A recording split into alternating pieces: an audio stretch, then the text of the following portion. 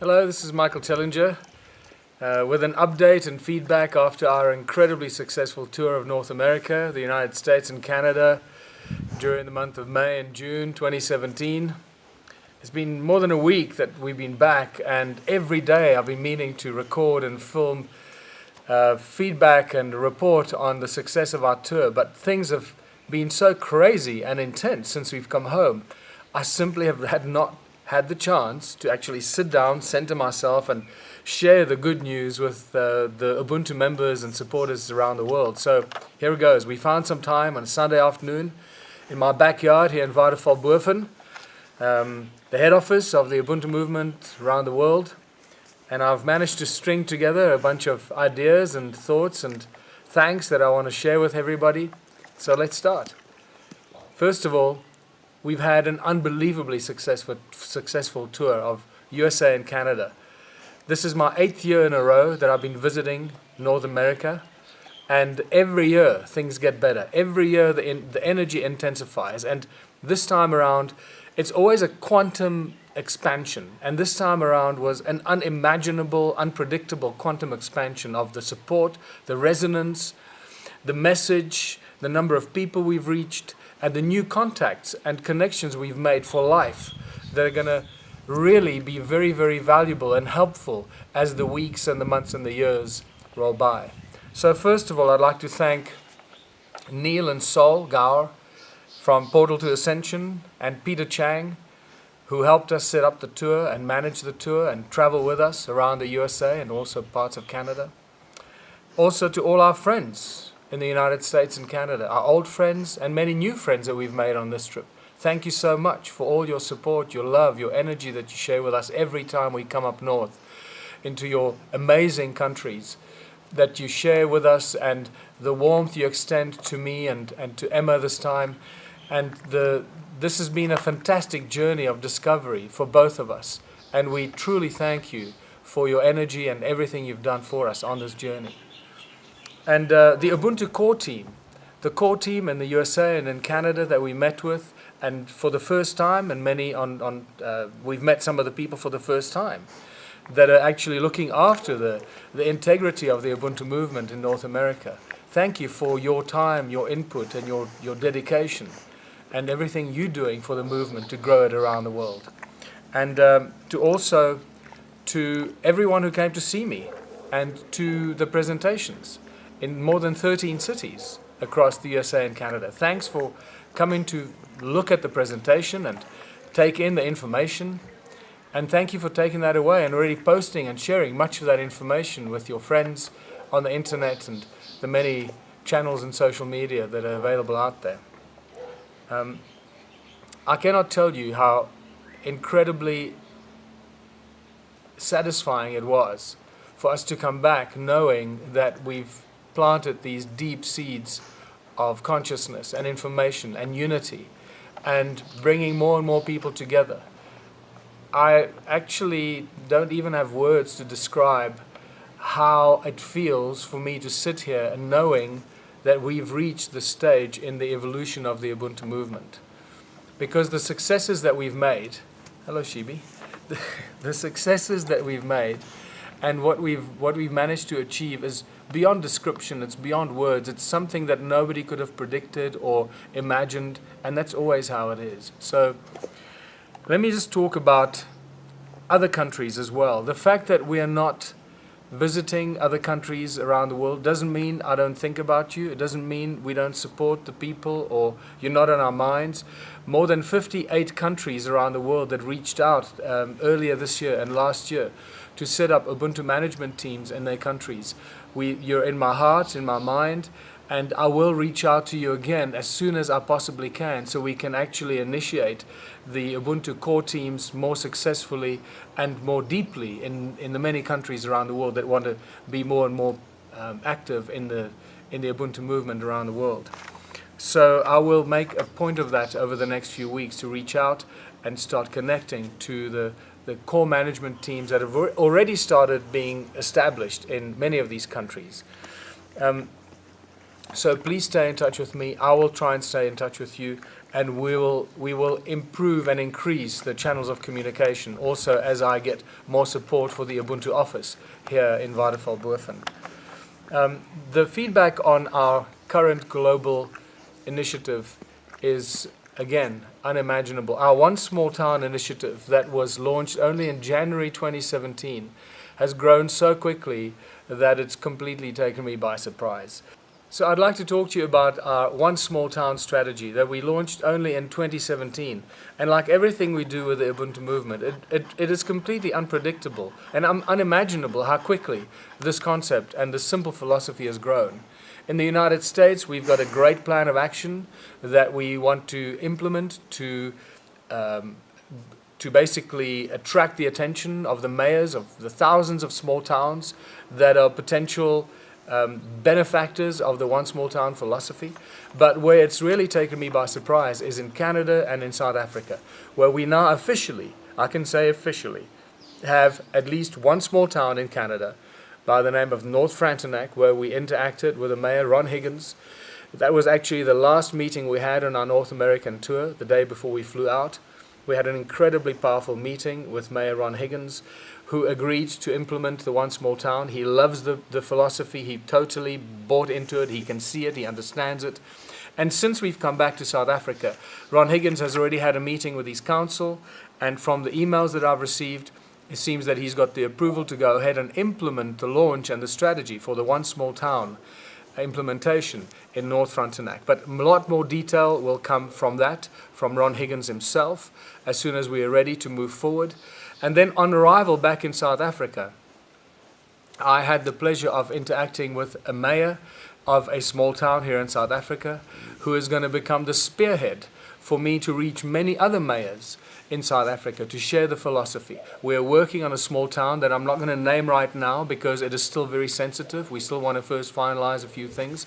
But in South Africa, we already have one small town that we're working on, and there will be many others that we have already identified as the small towns and municipalities that are really struggling for survival, and knowing that we have a very simple solution for these towns, the mayors and the people of these towns. So all in all, it's just good news on every possible level, not only on the One Small Town implementation. I've also had contact from Brazil. They want to carry on and start implementing the One Small Town philosophies and principles there.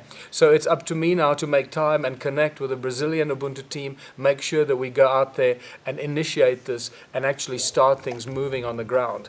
One of the other important things that has happened on our travels to the United States and Canada is we've reconnected with our inventors, with our technologists, with our scientists, and the brilliant people and the minds that I've had the privilege of engaging with over the years, traveling around the world. And we can now say that we have the solutions, not only for energy and providing our small towns with electricity, but also other technology, purifying the water, dealing with the sewage problem, creating spin-off byproducts that actually benefit the community, from compost and fertilizer to energized and oxygenated water that actually help to heal people, that can be implemented in the hospitals and the health centers in the small towns. There's so much that has happened. It is almost impossible to quantify. It is truly a quantum expansion that has happened on this trip to North America. And I guess I can feel it in the quantum field. I can feel it as if I can see things happening in my life and in the Ubuntu movement in my path every day that I've manifested 10 years ago and 20 years ago. Things that I imagined and I was manifesting then are now happening on a monthly, a weekly, and a daily basis. It is quite spectacular how I can clearly see the manifestation coming to pass and becoming a reality. And it's really on this note that I urge all of you to do the same.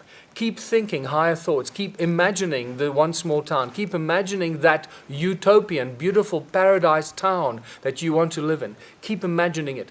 Put all the dark and negative thoughts out of your mind. Do not think negative. Do not think what's going to go wrong. What if that and what if that? Stop those kind of thoughts. Think only positive, that we're creating, we are manifesting this one small town. And clearly from the information that I've shared with you, we've already achieved that first step, that first goal. We have our first small town, at least one. We also have interacted with North American United States and Canadian traditional leaders and First Nation chiefs, where we have been invited to come and implement the One Small Town strategy in the tribal lands, which I believe it could actually be a springboard to fast track the whole philosophy and the plan of action into the USA and into Canada, because of the freedoms that come to the tribes and to the chiefs and the tribal lands. They have many more freedoms that are not actually experienced by the people in the USA itself or in Canada. So the tribal chiefs are in an incredibly powerful situation to take the simple philosophy and bring it to the people of their tribes and implement the One Small Town strategy in the tribal lands with far less resistance or red tape or bureaucratic hurdles or rules and regulations that are imposed on the people of those tribal lands. They have far more freedoms than the people in the corporate USA and corporate Canada. So, and it's on that note as well that in South Africa I've engaged with some tribal chiefs and tribal lands with some incredibly good news and feedback on that I will share with you very soon. But the long and short of it is that at this stage it looks like we will be creating a whole one small town in an existing village, which is a deserted village from an old mine that closed down in the 90s. Where we seem to have finally broken through, found the right people to talk to, and have we've already been invited to come and implement our One Small Town in this little beautiful village, a spectacular mountain village with rivers and streams running through it. And right now we're looking at turning this one small village into a self-sustained healing center, a destination point for people all over the world to come and experience the most advanced healing modalities that we could possibly imagine. So much is happening on so many fronts.